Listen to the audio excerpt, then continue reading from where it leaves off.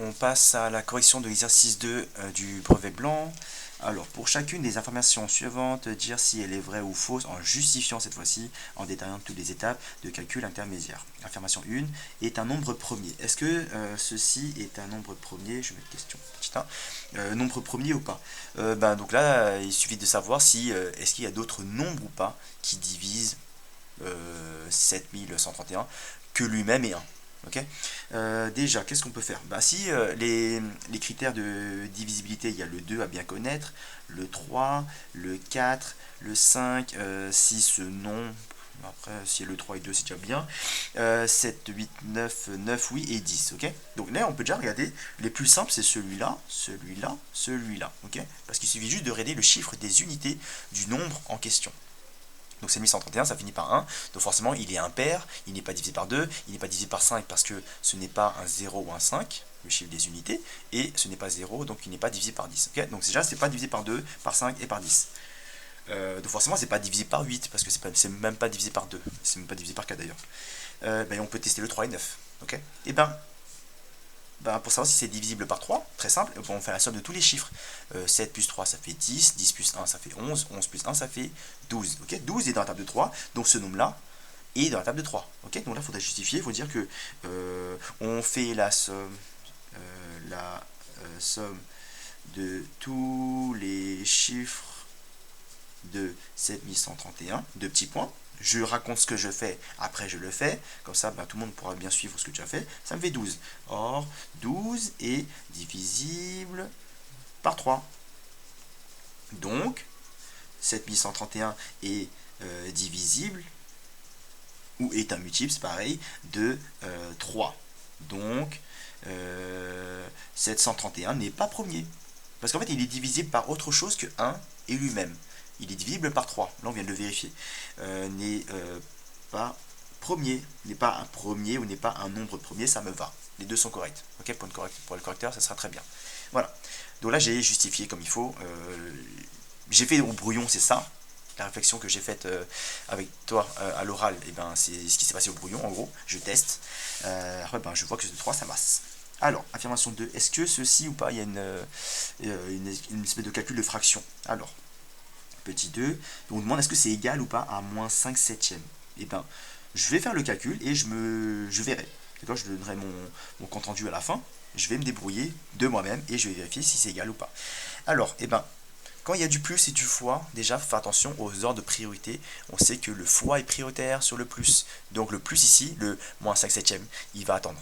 D'accord? Là, c'est un piège assez classique où on vous laisse, on vous tend un petit piège et on fait croire que on peut additionner ces deux fractions.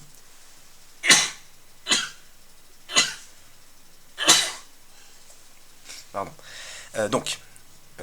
Pour additionner deux fractions, oui, si par exemple j'ai ça, si j'ai le même, je veux additionner deux fractions, si j'ai le même dénominateur, ok, là c'est bien, c'est facile, on peut le faire directement, il n'y a même pas d'étape intermédiaire quasiment, on peut le faire en une seule ligne, mais là, attention, il y a un fois qui fait que ça chamboule un petit peu tout. Vous devez commencer par la multiplication, le plus on verra plus tard. Donc, on commence par ça, c'est-à-dire que le moins 5 septième, je peux le laisser, ok, vu qu'il était à gauche, je le laisse à gauche, comme ça c'est réglé. Donc je l'écris, ça veut dire que je m'en occuperai plus tard. Okay, je vais commencer par la multiplication. Pour multiplier deux fractions, c'est très simple. C'est l'opération la plus simple sur les fractions. On multiplie en haut, en bas par en bas. C'est tout. Donc 6 fois 4, 24. Et là, ça fait 35. D'ailleurs, même, je ne l'ai pas dit, mais je l'ai vu. Mais il faudrait faire attention, est-ce qu'il y a des choses qui se simplifient ou pas? Parce que si à la place de 7, j'avais un 12, c'est-à-dire que j'aurais pu diviser par 6 en haut et diviser par 6 en bas. Et ça aurait beaucoup facilité les calculs. Donc là, 5 est un nombre premier, 7 est un nombre premier. En haut, il n'y a pas de multiple de 5 et de 7. Donc c'est-à-dire que je ne pouvais pas simplifier. Donc j'ai fini ça. Donc là, du coup, je passe de... En gros, ce que j'ai entouré, c'est ce que j'ai entouré là. Ça, c'est le résultat de ce que j'ai entouré là. Une fois que la multiplication est terminée, je m'attaque à l'addition. Additionner ou soustraire deux fractions, ce sont les mêmes règles de calcul. Il faut qu'on ait le même dénominateur. Donc, soit on modifie les deux fractions, celle de gauche et celle de droite, soit on modifie une des deux. Okay, et moins on en fait, mieux on se porte. Moins on perdra de temps, moins de chances qu'on fasse de faute. Et plus ça sera rapide. Okay, donc là, au lieu de modifier les deux, il faut bien réfléchir. Est-ce que l'un peut devenir l'autre ou pas? Est-ce que le 5 peut devenir 35? Ou est-ce que le 5 peut devenir un 35 peut devenir un 5? Après tout, on peut aussi diviser. En général, c'est plus simple de dire que le petit devient le grand. Parce qu'on préfère plutôt multiplier que diviser. Il y a moins de chances qu'on se fasse des fautes. Donc là, on voit que si on connaît bien nos tables, et bien 5 fois 7 donne 35. Donc là, on peut multiplier par 7 en bas, par 7 en haut. Ok, je vais écrire en rouge pour que tu vois bien. Donc ça fait moins 7 cinquième. Là, il faut faire attention, il faut vraiment être rigoureux. Si on a peur de se tromper, ben on fait une étape intermédiaire. Ça ne prend même pas 10 secondes. Et c'est bon. Ok, on va multiplier par 7 en haut, par 7 en bas. Plus ici, le moins ici, il est laissé devant. Ce moins là qui est devant la fraction est ici. Donc je ne l'ai pas oublié. Et là, j'ai toujours 24. Cette fraction ne change pas. Okay, donc on va juste modifier une seule fraction. Comme ça, on gagne du temps, on a moins de travail à faire. Et tout le monde est content. 35 ici, plus 35 ici. Ok, je me suis bien débrouillé ici pour que j'ai le même dénominateur. Donc pour l'instant, j'ai juste transformé. J'ai même pas encore additionné. Maintenant que les choses sont prêtes, et ben je peux additionner. Voilà, ben du coup je vais additionner moins 49 avec 24. Ok, ou alors on peut dire que cette fraction là on la met à gauche, ça fait 24 moins 49. Ok, et le tout sur 35. Alors, donc là si je fais moins 49 et ça me fait moins 25. Moins 25 sur 35. Ok, ça on peut taper à calculatrice ou faire de tête, comme on veut. Ça me donne ça. Ok, attention, il faut surtout pas laisser la fraction comme ceci, ok, parce qu'on peut la réduire. Là, ça saute aux yeux, ça finit par 5, ça finit par 5. On peut forcément diviser par 5. Donc là, on peut dire que ça fait... Soit on écrit comme ça. Donc là, c'est 5 fois 7. Et là, je vois que j'ai le même facteur, 5, 5. Okay, je peux diviser par 5 en haut et par 5 en bas. Ça me fait moins 5 septième. Soit on le fait comme ça, soit l'autre chemin possible, c'est de dire que je vais diviser. Je prends ce nombre-là, je divise par 5, et 35, je divise par 5. Okay, donc je fais la même opération en haut et en bas, et du coup, moins 25 divisé par 5, ça me donne moins 5, 35 divisé par 5, ça me fait 7. Okay, donc bien sûr, j'obtiens le même résultat, et ça valide l'affirmation, je suis d'accord avec l'affirmation 2, elle est vraie. Donc j'ai obtenu le même nom que eux. Ensuite, affirmation 3, la décomposition en produit de facteurs premiers de 152 et là il y a des nombres premiers là 152. Ok, mais là pareil, je vais me débrouiller et on verra est-ce que c'est pareil ou pas que eux. Ok, peu importe l'ordre, il faut qu'il y ait 2 fois 2 puissance 2, 2 fois le facteur 2, une fois le facteur 3, 2 fois le facteur 5. On verra si on a la même chose que eux, et peu importe l'ordre, hein. Alors 152, on va le décomposer en produit des facteurs premiers. Comment on fait? Et on regarde par quoi est-il divisible. S'il finit par 2, forcément c'est divisible par 2. Donc c'est un nombre pair, donc forcément dire que c'est 2 fois quelque chose, 2 fois un nombre entier. Donc 150 c'est 75, 76, ça fait ça. On réfléchit encore une fois, donc ce 2 là c'est bon. Maintenant je vais m'occuper de 76, parce que 76 ce n'est pas un nombre premier. Le 2 oui, celui-là. Comment on fait? 76 il est pair, donc on peut forcément diviser par 2. Donc c'est 2 fois quelque chose celui-là. Soit on le fait de tête, soit on fait la calculatrice. 76, 35, 38, si je ne me trompe pas. 38, donc c'est 2 fois 2. Et 38 c'est le double de 19. Donc, je vérifie la calculatrice. Là on prendra la calculatrice pour être sûr. Donc là 2 fois 2 fois 2 fois 19, et ça me donne 152. Ok, ma décomposition elle est correcte. Donc bien sûr si je veux utiliser les puissances, j'ai le droit. Donc 2 puissance 3, je décris ça si je veux, pourquoi pas, mais ça change pas. Ça c'est une décomposition en produit facteur premier. Ça aussi c'est juste un peu plus compacté, mais ça c'est valide. Ça vous avez tous les points aussi.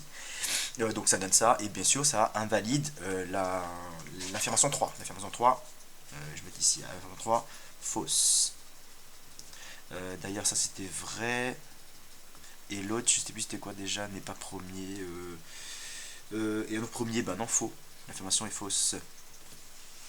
Ok, on passe au, c'est le 3, on passe au 4. Le 4 écrit quoi? Le triangle ABC avec AB nanana est un triangle rectangle en B.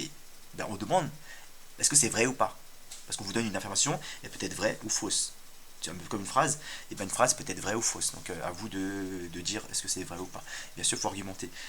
ABC avec, donc là je prends le côté le plus grand, parce que du coup j'essaie de faire un schéma pour que je sache bien qui est l'hypoténuse. Donc le côté plus grand déjà. AC, ouais, je peux importe, A ici, C, et là j'ai un 7,5. D'ailleurs j'ai enlevé le carré parce que je ne sais pas s'il est rectangle ou pas. AC, il vaut 7,5, et BC qui mesure 6, et là j'ai 4,5. Là, bien sûr, j'ai juste cherché qui était le côté le plus grand. Le côté plus grand, ici, là j'ai 4,5, là j'ai 6, là j'ai 7,5. Le côté plus grand, c'est AC. Okay, donc je mets le côté plus grand. J'ai barré ça parce que je ne sais pas s'il est rectangle ou pas. Peut-être que oui, peut-être que non. Il faut que je vérifie par les calculs. Donc, soit, ben là ça parle de triangle et de rectangle, d'angle droit, et ben soit c'est Pythagore, le terme de Pythagore, soit c'est la réciproque du terme de Pythagore. Le terme de Pythagore, il permet de calculer une longueur. Vu que j'ai les trois déjà, on demande de calculer aucun côté. Donc je ne calcule rien. Donc c'est pas le terme de Pythagore qu'il faudra utiliser, il faudra utiliser la réciproque du terme de Pythagore pour dire si oui ou non il est rectangle. Okay, et pour le faire, eh ben, on va tester si on a l'égalité de Pythagore. En d'autres termes, si l'égalité de Pythagore est vérifiée, alors le triangle est rectangle.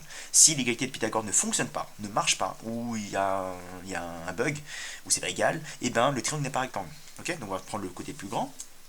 Donc là, on peut dire que AC est le côté le plus grand. Hop, et donc là, du coup, bah, je calcule AC tout seul, AC au carré, ça fait 7,5 au carré. La calculatrice, je ne sais pas le faire de tête, ça. 7,5 fois 7,5 ou 7,5 au carré, ça me donne 56,25. Après, on prend les deux autres. AB au carré. Ok, donc j'ai pris celui-là tout seul. AB carré plus BC carré. Donc ça fait 4,5 au carré plus 6 au carré. 4,5 au carré, le voici. Donc ça fait 20,25 plus 6 au carré, 36. Et la somme des deux, ça me donne 56,25. Ok, et là, j'ai le même nombre.